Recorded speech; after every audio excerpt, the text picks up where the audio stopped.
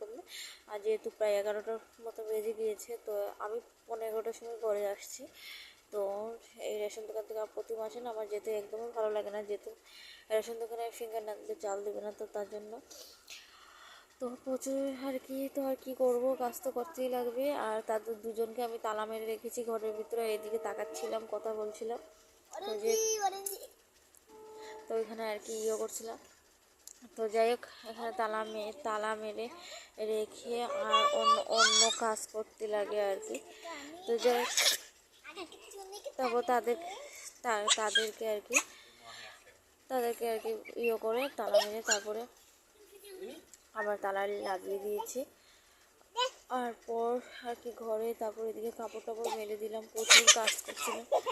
তো এখানে আবার ওটা কাঁথাটা ভিজে, যেহেতু রাত্রেবেলা বসে এটার মধ্যে কাজ করি। আর এই যে তারপর এখানে রেখে তারপরে চলে আসছিলাম আর কি ঘরে। তো যাই, এখানে আরেকজনকে একটু ভিডিও করলাম। তারপর এখানে চলে আসলাম সবজি কাটতে। আর সবজি কেটে এই যে এখানে কুমড়, একটা আস্তা কুমড়, তো সেটা আর কি রান্না করার জন্য আমি আর কি করছিলাম।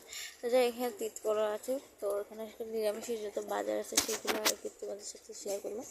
তো তারপরে এখানে আর কি এগুলো দেখিয়ে রেখে তারপর আমি কাটতে বসে গেলাম, যে কী কী রান্না করবো না করবো সব কিছু মোটমাটভাবে নিয়ে নিলাম। নিয়ে তারপরে কুমড় কাটতে লেগে পড়লাম, মানে লাউ আর কি, কুমড় বলছিলাম, লাউ কেটে রাখলাম, যেহেতু বড়া বানাবো। তো আজকে ভাজা বড়াটাই হবে। তো তো তার জন্য আর কি বেগুন কাটলাম, মানে মিষ্টি কুমড়ো কাটলাম। এদিকে তিত করলা কাটছিলাম, আর প্রচুরই তিত করলা কাটছি। তো যাই, এখানে তিত করলা কাটছি। আর আমার মুখটা দেখে বোঝা যাচ্ছে মাকে ফ্যাকাশে হয়ে বসেছে, এরকম মুখটা লাগছিল। তো যাই, আসলে গরমও লাগছিল, তো তার জন্য আর কি ঝটপট করে কাজ করতে সময় লাগছিল। পেটেও ক্ষুধা লেগেছে, তখন বাজে প্রায় 12:30টার মতন বাজে। আর তখন প্রচুর গরম লাগছিল, তখন একাই কথা বলছিলাম, প্রচুর গরম।